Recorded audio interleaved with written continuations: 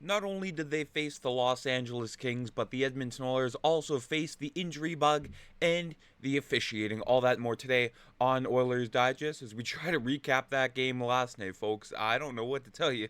From start to finish, that was such a meaningless game. I know for the Oilers there was still some meaning, but they are just trying to get to the playoffs with everybody healthy. But if you haven't subscribed to the channel already, make sure you do so. If you're part of the 75% that haven't subscribed, folks, what are you waiting for any and all Oiler news leading up to and during the Stanley Cup playoffs? Make sure you stay locked here to Oilers Digest. And the Oilers were certainly not locked in last night as they were going through the motions. Yes, we all saw the lineup last night heading into this one, and comparing it to LA's just wasn't on the same level. You can see there Jeff Skinner, Ryan Nugent-Hopkins, and Connor Brown was your first line. We all saw Quinn Hudson play his first NHL game last night. 14 minutes.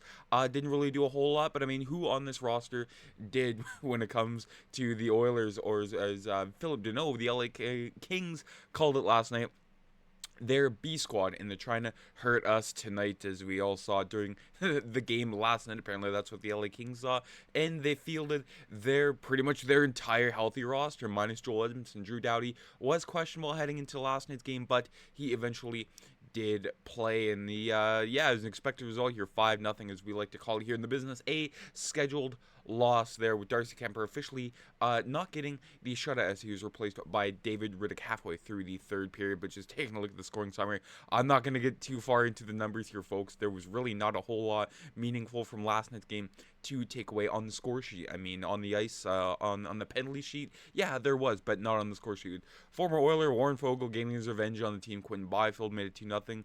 Vladislav Gavrikov makes it 3-0, and then Fiala and KP make it 5-0. Yeah, again, not a whole lot to take away from this game. The Kings cared, the Oilers not so much. When it comes to the physicality of the game, Kris Knoblauch was asked if he saw a little more physicality than usual between these two teams. He said, yeah, a little bit. I don't think we were running around. We had a couple scrums, but I don't think there's anything more than a regular game. Obviously, there's some extra tension just in the likelihood of us playing each other now one going into this game, but I didn't see a lot more than a typical game. Shot on goal 36-21 in favor of the Kings. Hits 35-25. Yeah, the Oilers out hit a team. Big whoop. Power plays. I mean, the officiating just, I don't want to say completely took over this game, but I mean, Wes McCauley loves to make himself shine on a national spotlight. Their penalty minutes 53-16 in favor of the Oilers. There are multiple misconducts handed out there, and not a whole lot to say. And Corey Perry, again, when he was asked, what do you take out of that game heading into the playoffs? He said, what are you going to take out of the game? There were 8 power plays for them and 6 for us. You can't really do much about that. We know who we're playing, and we kind of know when. We know where.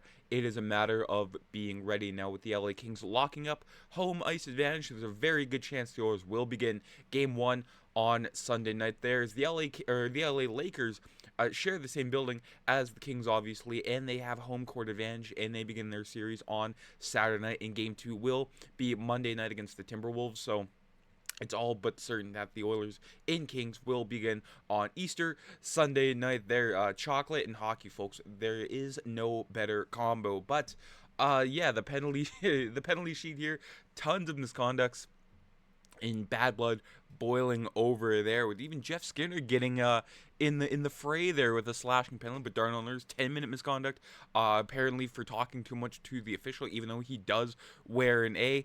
And then Darnell Nurse in his cross-checking misconduct. We'll just get into that in a little bit. But Kris Knoblauch said it was a good night. We haven't had a good night for a while in terms of injuries. I mean, it's never a good night when you lose 5-0. But anytime you lose like that and still are happy about things, things haven't been going well in the injury department, and everything is good tonight. But the Oilers, sure, they didn't lose anybody to an injury, but they might lose somebody to a suspension or maybe even a fine, with Darnell Nurse giving Quentin Byfield a cross-check there to the back of the head. Byfield, poked one too many times at Cal Pickard, and Darnell Nurse did not like that. Now, I'm not defending this at all. Just thought it was a completely boneheaded move with the way the Oilers are on the defensive core. I mean, no Matisse Ekholm for the first round, and then no Darnell Nurse, maybe for game one of the playoffs. So that leaves you as your first pair left defenseman as Brett Kulak. No disrespect to Brett Kulak at all here, but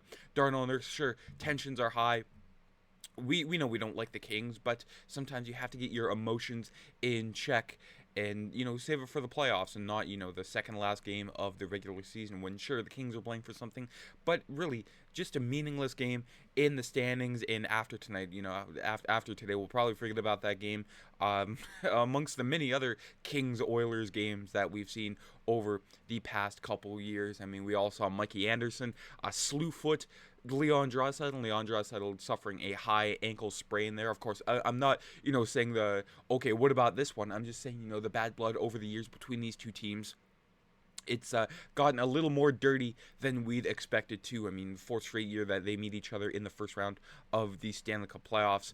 It's akin to Dallas Edmonton in the first or second round. They met each other in the second round before, but I didn't feel like Dallas Edmonton got that dirty compared to the LA Kings and the Oilers. But that's just the way these two teams are. The Oilers not liking the fact that LA takes liberties on them. LA not liking the fact that Edmonton's beat them 3 straight years. But when you compare it to other NHL Department player safety calls that they've had recently, Paul Cotter, shoulder to the head of the Island's Adam Pelech there, only got 2 games, and then the last 2 cross-checking calls here, or hearings, only got fines for Michael Callahan of the Bruins and Zach Bolduc. So who knows what the Department of Player Safety is. I think the fact that irks me the most is the lack of consistency. We all saw it with McDavid in the cross-check to Connor Garland, and he got 3 games for that one, and I didn't feel like that one was as dirty as the Darnell Nurse one to the back of the head, but that's just the way the Department of Player Safety is,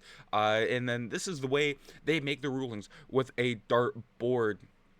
So we'll never know, we may not know until later today what the fate of Darnell Nurse is. I haven't seen anything so far this morning. I mean, it's still fairly early for the Department of Player Safety to do anything. So we will just have to hold our breath and wait. It wouldn't surprise me if you got a game, maybe 2, to sort of ease the tensions, between Nurse and the LA Kings. Missing game 1, and then he's back for game 2, and who knows if things may have calmed down from game 1, carrying on from last night's contest between these two teams. But again, I don't like the Kings. I don't think anybody in oil country does, and it'll just get very interesting heading into, like I said, Sunday night's game 1 against the LA Kings. And you can see there a lot of results here ever since December 2021. These two teams, ever since December 5th, 2021, they have played each other 34 times. Now that is ridiculous. I haven't ran the numbers on the most consistent matchups in that time frame, but I'd have to assume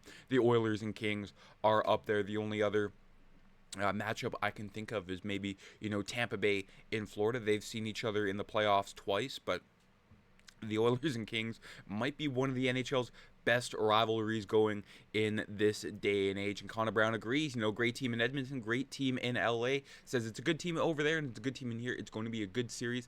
It's exciting. That's what it comes down to. Obviously, a bit of a frustrating one tonight, but come next week, it's going to be exciting. We have a high sense of belief in this group.